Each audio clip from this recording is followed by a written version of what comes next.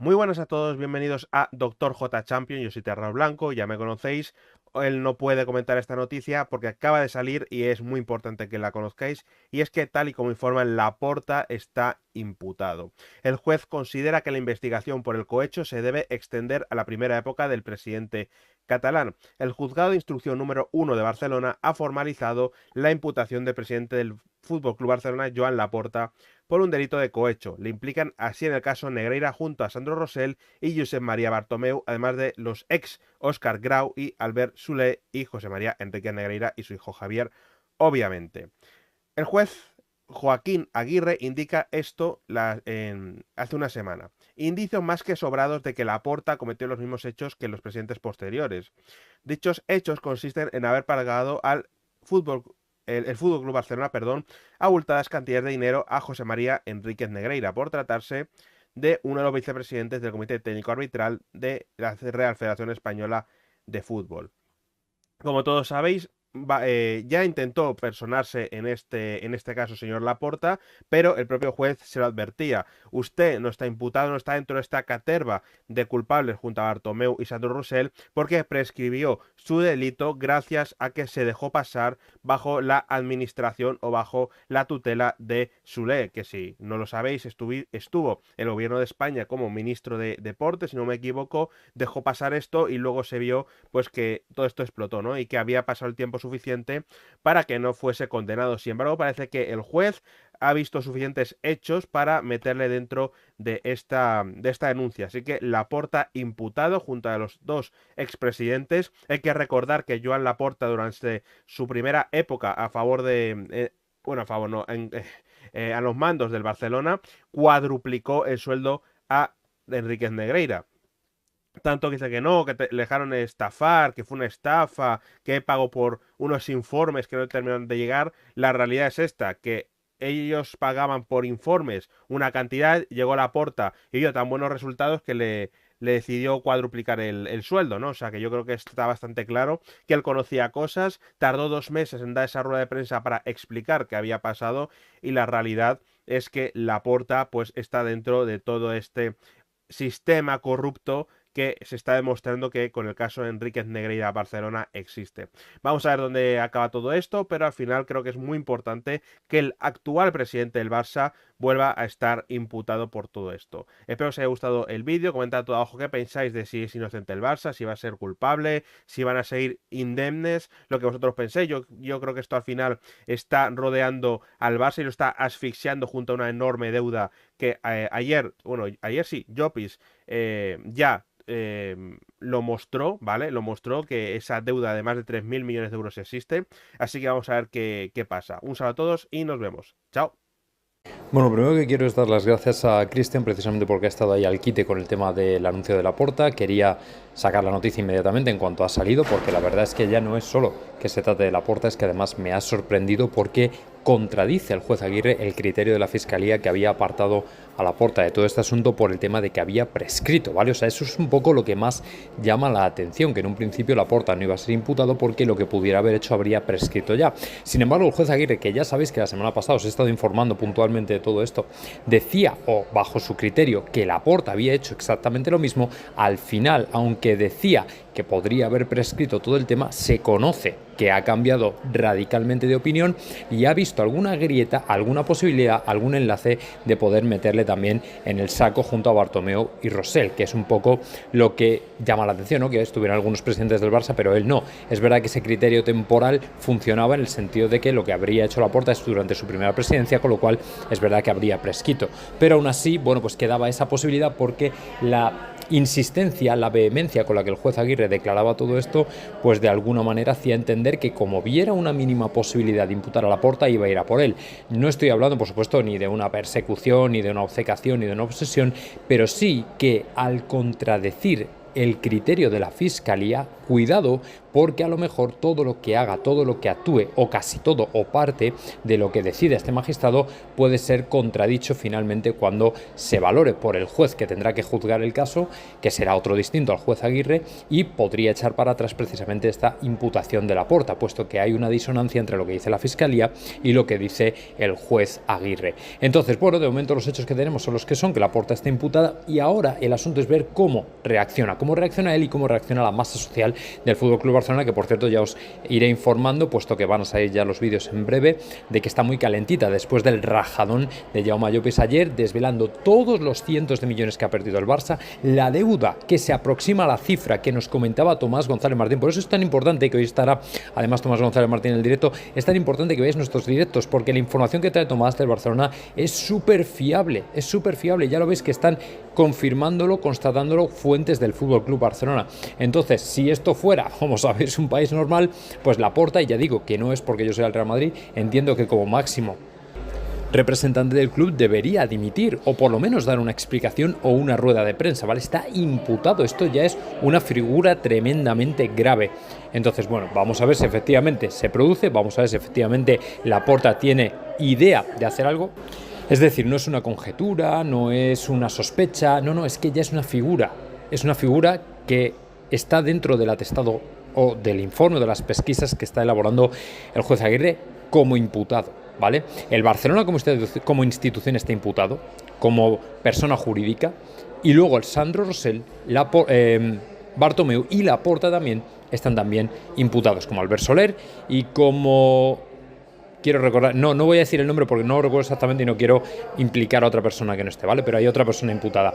Entonces, en este sentido es grave porque ahora, ¿cuál es el destino del Barcelona? Daos cuenta de que ellos tienen ahora mismo contratados préstamos para el Espai Barça y para muchas cosas más que descansan sobre la figura de la institución del club, que es una marca mundial, pero claro, ya sabéis que los inversores habían pedido una seguridad jurídica y que cómo podría afectar el tema de Negreira a lo que pudiera ser todo el desarrollo de las obras, porque si al final esto puede suponer un descenso del equipo o una medida drástica con respecto al equipo por parte de la UEFA, por parte de la Liga, por parte de alguien, pues ellos quieren tener la seguridad de que nada de esto va a pasar. Pero el problema es que lo que estamos viendo es que el desarrollo de los acontecimientos se está yendo a otro lado, y ese otro lado es precisamente el de imputar al Barcelona y a Laporta y seguir profundizando en que el comportamiento, no voy a decir criminal, pero sí delictivo del Fútbol Club Barcelona es o ha sido cada vez más evidente, a decir por lo que está liberando el juez instructor Aguirre. Así que bueno, vamos a esperar. De momento va a haber que esperar acontecimientos. El diario Marca está desarrollando la noticia, como sabéis. Bueno, ahora ya lo estarán publicando en todos los sitios. Habrá seguramente más detalles, pero como digo, todo esto, no sé, es que tampoco quiero ponerme en plan apocalíptico, pero es un escenario para el Barcelona terrible. No solo a nivel financiero están hechos polvo, sino que encima a nivel institucional de imagen están por los suelos.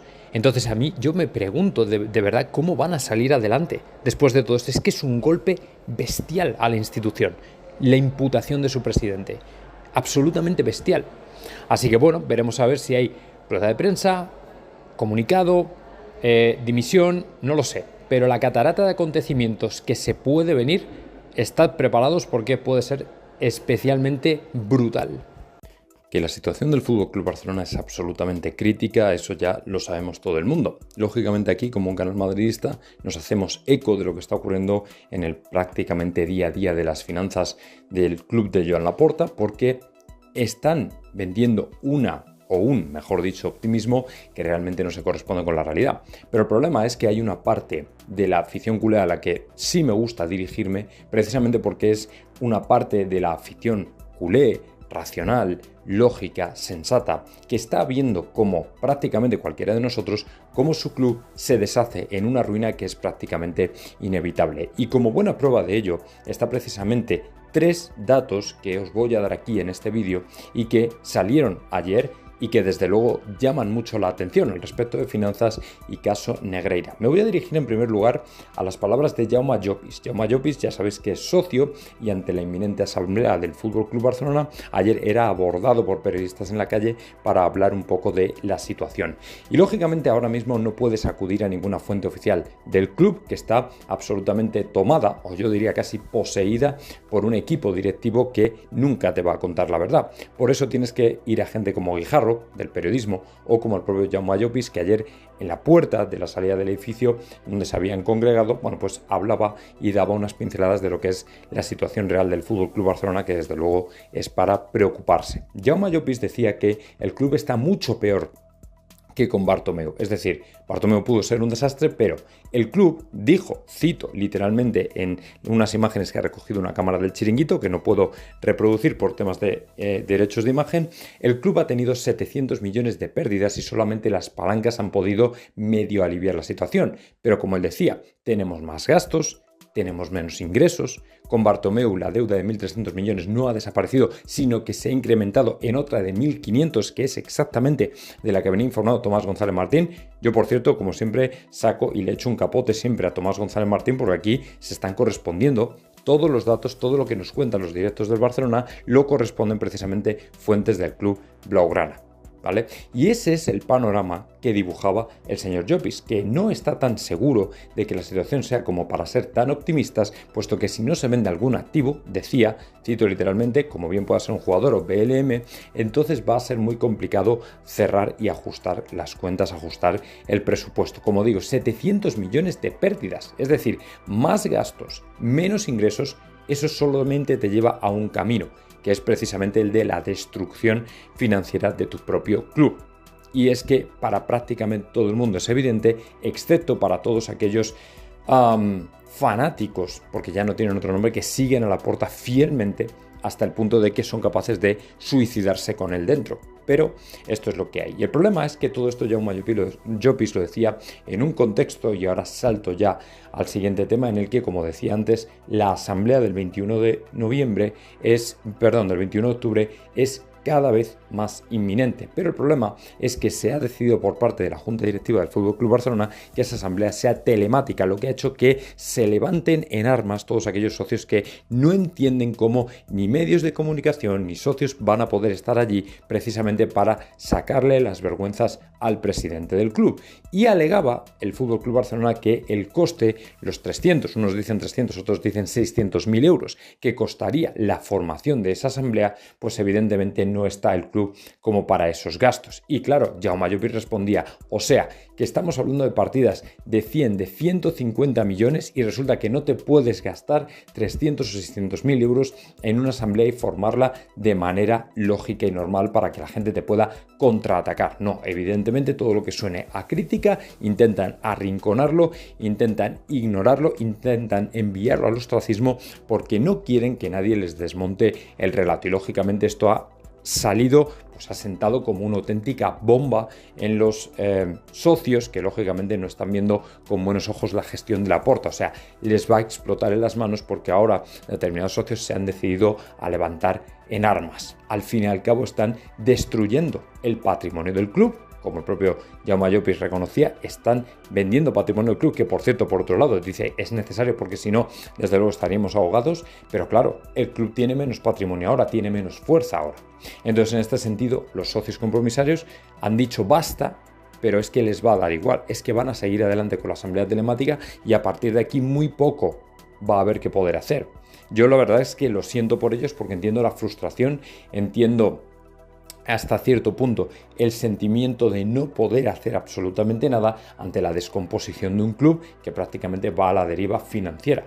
Y es que al fin y al cabo las cantidades que se han firmado desde no solo la época de Laporta, sino el tema de Bartomeu, desde los años de Bartomeu, han hipotecado completamente al club. Pero claro, es que el tema financiero, el problema es que no es solamente el único frente que tiene abierto el FC Barcelona, es que todavía hay mucho más y esto ya sí que es escandaloso. No es solamente lo que nos comentaba ayer Tomás González Martín al respecto precisamente de los 70 millones que el FC Barcelona va a recibir del Estado español, que de alguna manera para montar el Mundial pues les va a servir como alivio para seguir construyendo y seguir adelante con las obras del estadio.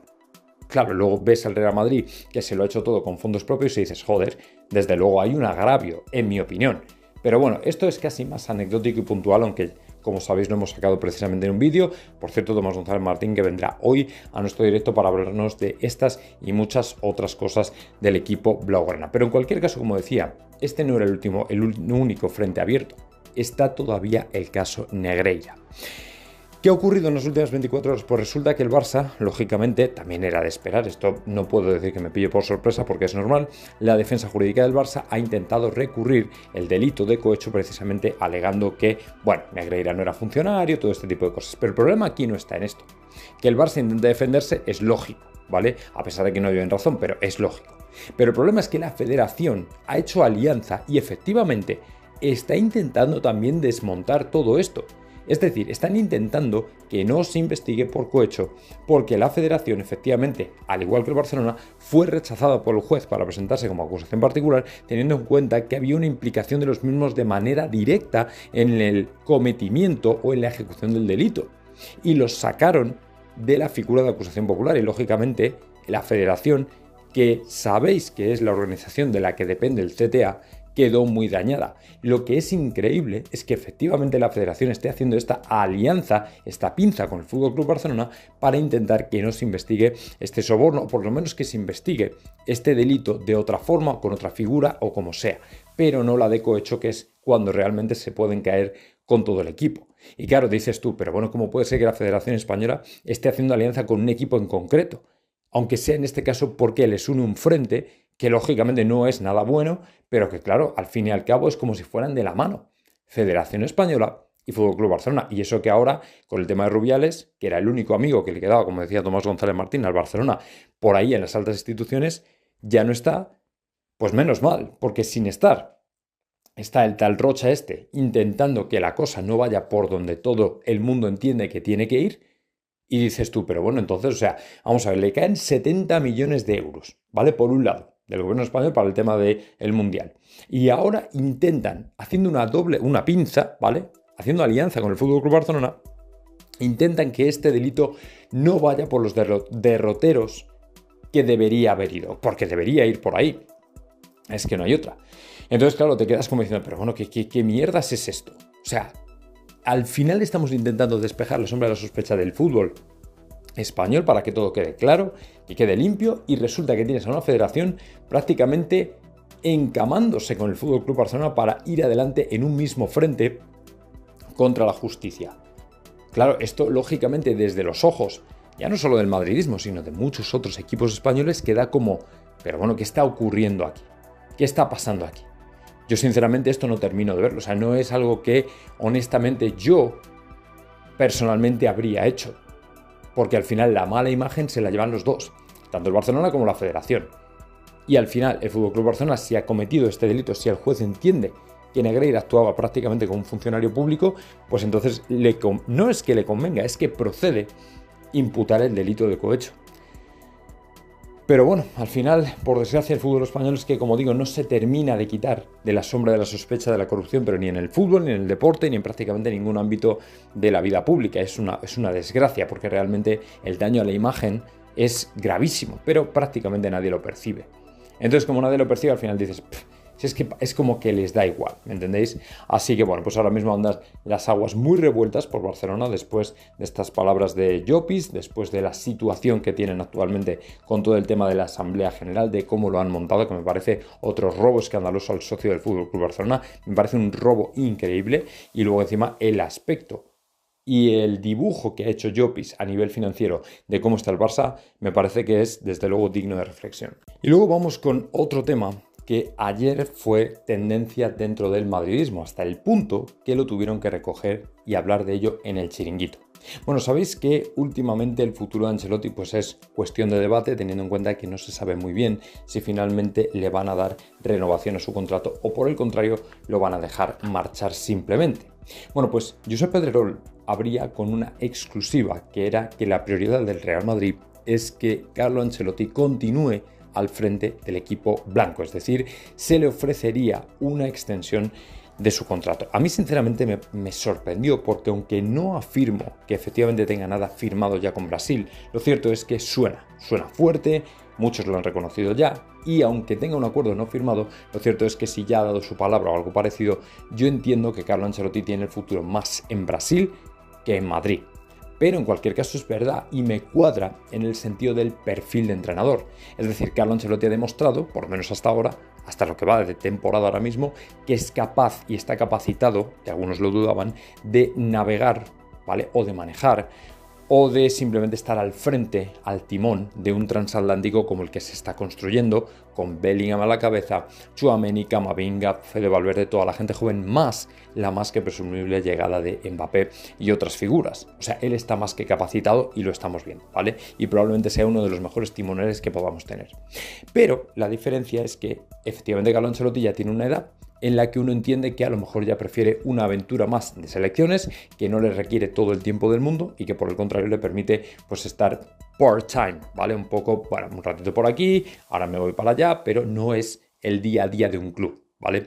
Entonces, bueno, lo ha dicho Josep Pedrerol, puede ser que sea cierto, puede ser que sea así, yo entiendo que Josep Pedrerol pues aquí hace gala de haberle llegado algún tipo de información que, bueno, pues que venga de las altas esferas, aunque esto, bueno, quedó un poco en cuestión durante el verano con Mbappé, pero en principio la idea es esa, ¿vale? Pero claro, esto venía precisamente a colación de un tema que se había hablado durante el día en Twitter.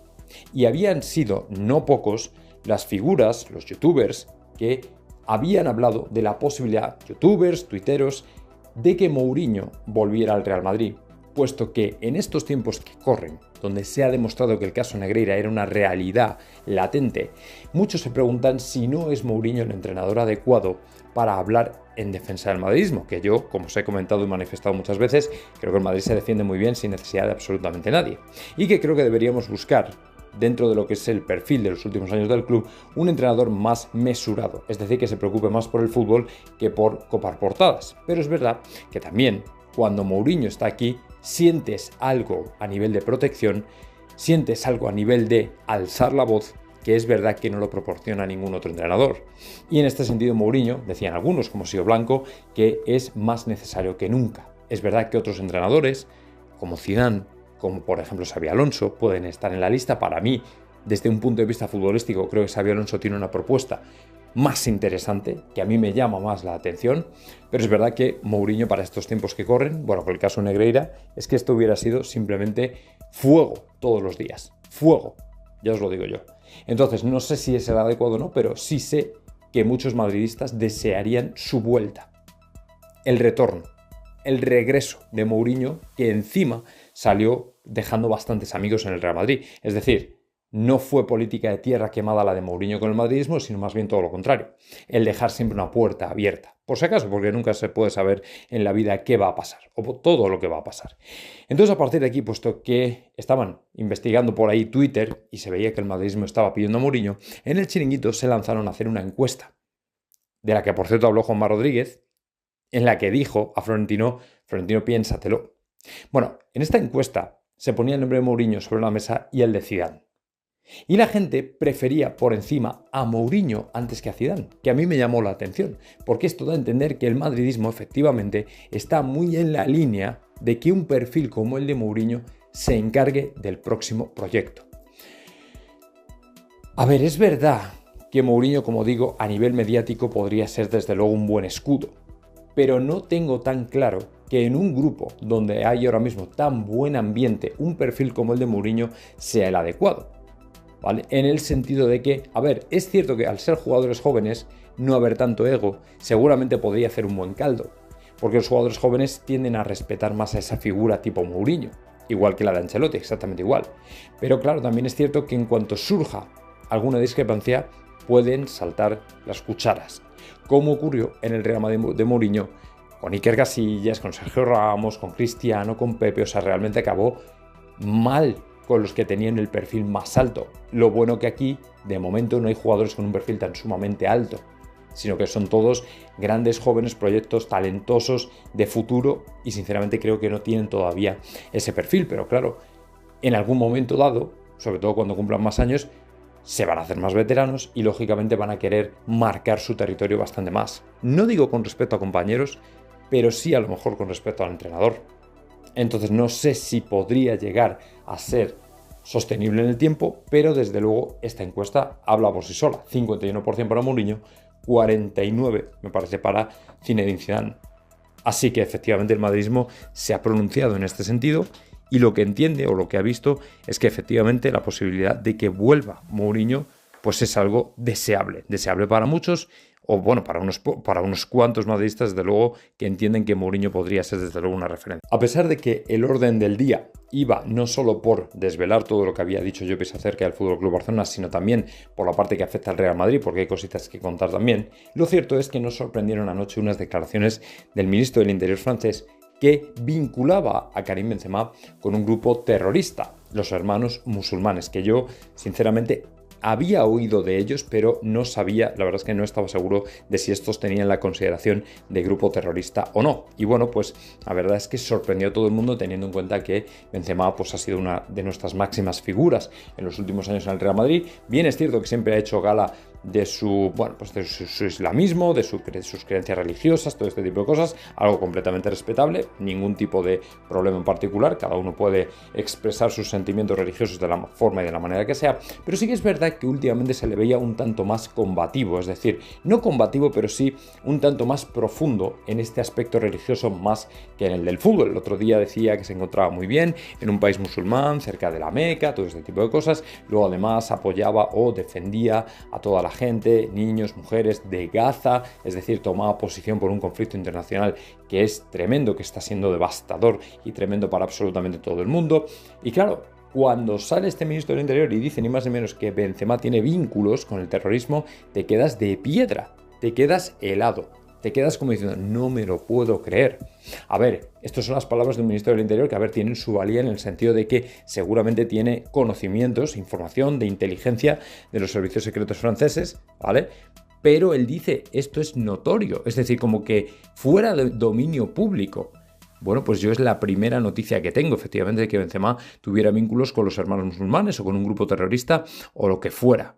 La verdad es que me ha sorprendido y espero de verdad que sea mentira, que no sea cierto, pero claro, es que viene de un ministro del Interior, no viene de un periodista. Viene de un ministro del Interior que seguramente maneja información privilegiada, no lo sé. Espero de verdad y deseo que no sea así. Y efectivamente tengo que daros una mala noticia, confirmada, pero adelantada también por Tomás González Martín en nuestro directo, quiero recordar que del lunes.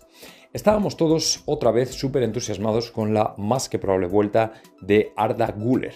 La vuelta, yo diría casi el inicio, porque de momento no ha podido jugar. Estábamos todos con un hype tremendo, ¿vale? Pero es verdad que ya Tomás González Martín nos advirtió de que no nos viéramos muy arriba, porque sería un tanto imprudente forzar un regreso ya mismo de Arda Güler. Y efectivamente, tanto Diario Marca como Diario AS lo han confirmado.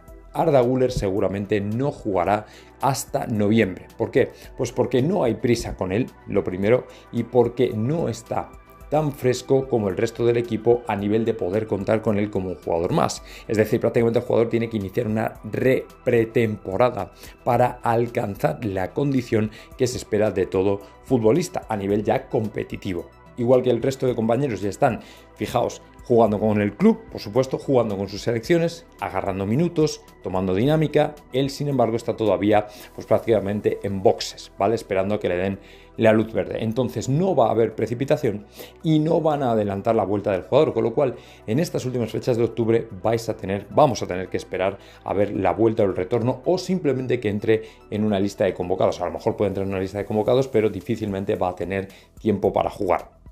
El jugador, como habéis visto, ya está recuperado, está colgando fotos en sus redes sociales de que está pues más que preparado para volver, pero el problema es que en el Real Madrid todavía no confían en que sea suficiente y prefieren ser prudentes y esperar. Entonces, en ese sentido, yo me alegro por la prudencia del club, pero me da pena, me decepciona me entristece no poder ver con las ganas que teníamos ya a Arda Güler en acción. Así que bueno, vamos a tener que esperar un poquito más. Yo espero que pronto se vea de otra manera, pero de momento no hay nada. Que la situación del FC Barcelona es absolutamente crítica, eso ya lo sabemos todo el mundo. Lógicamente aquí, como un canal madridista, nos hacemos eco de lo que está ocurriendo en el prácticamente día a día de las finanzas del club de Joan Laporta, porque están vendiendo mejor dicho, optimismo que realmente no se corresponde con la realidad. Pero el problema es que hay una parte de la afición culé a la que sí me gusta dirigirme, precisamente porque es una parte de la afición culé racional, lógica, sensata, que está viendo como prácticamente cualquiera de nosotros, cómo su club se deshace en una ruina que es prácticamente inevitable. Y como buena prueba de ello está precisamente 3 datos que os voy a dar aquí en este vídeo y que salieron ayer y que desde luego llaman mucho la atención al respecto de finanzas y caso Negreira. Me voy a dirigir en primer lugar a las palabras de Jaume Llopis. Jaume Llopis ya sabéis que es socio y ante la inminente asamblea del FC Barcelona ayer era abordado por periodistas en la calle para hablar un poco de la situación. Y lógicamente ahora mismo no puedes acudir a ninguna fuente oficial del club, que está absolutamente tomada, o yo diría casi poseída, por un equipo directivo que nunca te va a contar la verdad. Por eso tienes que ir a gente como Guijarro, del periodismo, o como el propio Jaume Llopis, que ayer en la puerta de la salida del edificio donde se habían congregado, bueno, pues hablaba y daba unas pinceladas de lo que es la situación real del FC Barcelona, que desde luego es para preocuparse. Jaume Llopis decía que el club está mucho peor que con Bartomeu. Es decir, Bartomeu pudo ser un desastre, pero el club dijo, cito literalmente en unas imágenes que ha recogido una cámara del Chiringuito, que no puedo reproducir por temas de derechos de imagen, el club ha tenido 700 millones de pérdidas y solamente las palancas han podido medio aliviar la situación. Pero como él decía, tenemos más gastos, tenemos menos ingresos. Con Bartomeu la deuda de 1.300 millones no ha desaparecido, sino que se ha incrementado en otra de 1.500, que es exactamente de la que venía informado Tomás González Martín. Yo, por cierto, como siempre, saco y le echo un capote siempre a Tomás González Martín, porque aquí se están correspondiendo todos los datos, todo lo que nos cuentan los directos del Barcelona, lo corresponden precisamente fuentes del club blaugrana. ¿Vale? Y ese es el panorama que dibujaba el señor Llopis, que no está tan seguro de que la situación sea como para ser tan optimistas, puesto que si no se vende algún activo, decía, cito literalmente, como bien pueda ser un jugador o BLM, entonces va a ser muy complicado cerrar y ajustar las cuentas, ajustar el presupuesto. Como digo, 700 millones de pérdidas, es decir, más gastos, menos ingresos, eso solamente te lleva a un camino, que es precisamente el de la destrucción financiera de tu propio club. Y es que para prácticamente todo el mundo es evidente, excepto para todos aquellos fanáticos, porque ya no tienen otro nombre, que siguen a Laporta fielmente hasta el punto de que son capaces de suicidarse con él dentro. Pero esto es lo que hay. Y el problema es que todo esto Jaume Llopis lo decía en un contexto, y ahora salto ya al siguiente tema, en el que, como decía antes, la asamblea del 21 de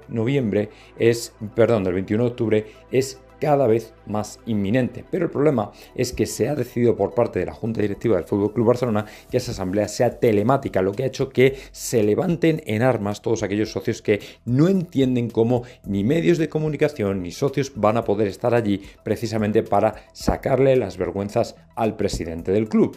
Y alegaba el FC Barcelona que el coste, los 300, unos dicen 300, otros dicen 600.000 euros, que costaría la formación de esa asamblea, pues evidentemente no está el club como para esos gastos. Y claro, Jaume Llopis respondía, o sea, que estamos hablando de partidas de 100, de 150 millones y resulta que no te puedes gastar 300 o 600.000 euros en una asamblea y formarla de manera lógica y normal para que la gente te pueda contraatacar. No, evidentemente todo lo que suene a crítica intentan arrinconarlo, intentan ignorarlo, intentan enviarlo al ostracismo porque no quieren que nadie les desmonte el relato. Y lógicamente esto ha salido, pues ha sentado como una auténtica bomba en los socios que lógicamente no están viendo con buenos ojos la gestión de Laporta. O sea, les va a explotar en las manos porque ahora determinados socios se han decidido a levantar en armas. Y luego vamos con otro tema que ayer fue tendencia dentro del madridismo, hasta el punto que lo tuvieron que recoger y hablar de ello en el Chiringuito.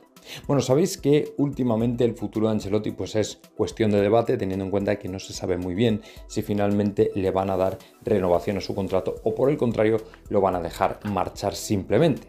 Bueno, pues Josep Pedrerol abría con una exclusiva, que era que la prioridad del Real Madrid es que Carlo Ancelotti continúe al frente del equipo blanco, es decir, se le ofrecería una extensión de su contrato. A mí sinceramente me sorprendió porque aunque no afirmo que efectivamente tenga nada firmado ya con Brasil, lo cierto es que suena fuerte, muchos lo han reconocido ya y aunque tenga un acuerdo no firmado, lo cierto es que si ya ha dado su palabra o algo parecido, yo entiendo que Carlo Ancelotti tiene el futuro más en Brasil que en Madrid. Pero en cualquier caso es verdad y me cuadra en el sentido del perfil de entrenador. Es decir, Carlo Ancelotti ha demostrado, por lo menos hasta ahora, hasta lo que va de temporada ahora mismo, que es capaz y está capacitado, que algunos lo dudaban, de navegar, ¿vale? O de manejar o de simplemente estar al frente, al timón de un transatlántico como el que se está construyendo, con Bellingham a la cabeza, Tchouaméni, Camavinga, Fede Valverde, toda la gente joven, más la más que presumible llegada de Mbappé y otras figuras. O sea, él está más que capacitado y lo estamos viendo, ¿vale? Y probablemente sea uno de los mejores timoneles que podamos tener. Pero la diferencia es que efectivamente Carlo Ancelotti ya tiene una edad en la que uno entiende que a lo mejor ya prefiere una aventura más de selecciones, que no le requiere todo el tiempo del mundo y que por el contrario le permite pues estar part-time, ¿vale? Un poco, bueno, un ratito por aquí, ahora me voy para allá, pero no es el día a día de un club, ¿vale? Entonces, bueno, lo ha dicho Josep Pedrerol, puede ser que sea cierto, puede ser que sea así, yo entiendo que Josep Pedrerol pues aquí hace gala de haberle llegado algún tipo de información que, bueno, pues que venga de las altas esferas, aunque esto, bueno, quedó un poco en cuestión durante el verano con Mbappé, pero en principio la idea es esa, ¿vale? Pero claro, esto venía precisamente a colación de un tema que se había hablado durante el día en Twitter. Y habían sido no pocos las figuras, los youtubers, que habían hablado de la posibilidad, youtubers, tuiteros, de que Mourinho volviera al Real Madrid, puesto que en estos tiempos que corren, donde se ha demostrado que el caso Negreira era una realidad latente, muchos se preguntan si no es Mourinho el entrenador adecuado para hablar en defensa del madridismo, que yo, como os he comentado y manifestado muchas veces, creo que el Madrid se defiende muy bien sin necesidad de absolutamente nadie, y que creo que deberíamos buscar, dentro de lo que es el perfil de los últimos años del club, un entrenador más mesurado, es decir, que se preocupe más por el fútbol que por copar portadas. Pero es verdad que también, cuando Mourinho está aquí, sientes algo a nivel de protección, sientes algo a nivel de alzar la voz, que es verdad que no lo proporciona ningún otro entrenador. Y en este sentido Mourinho, decían algunos como Sio Blanco, que es más necesario que nunca. Es verdad que otros entrenadores, como Zidane, como por ejemplo Xabi Alonso, pueden estar en la lista. Para mí, desde un punto de vista futbolístico, creo que Xabi Alonso tiene una propuesta más interesante, que a mí me llama más la atención, pero es verdad que Mourinho para estos tiempos que corren, bueno, por el caso Negreira, es que esto hubiera sido simplemente fuego todos los días, fuego, ya os lo digo yo. Entonces, no sé si es el adecuado o no, pero sí sé que muchos madridistas desearían su vuelta, el retorno, el regreso de Mourinho, que encima salió dejando bastantes amigos en el Real Madrid, es decir, no fue política de tierra quemada la de Mourinho con el madridismo, sino más bien todo lo contrario. El dejar siempre una puerta abierta. Por si acaso, porque nunca se puede saber en la vida qué va a pasar, o todo lo que va a pasar.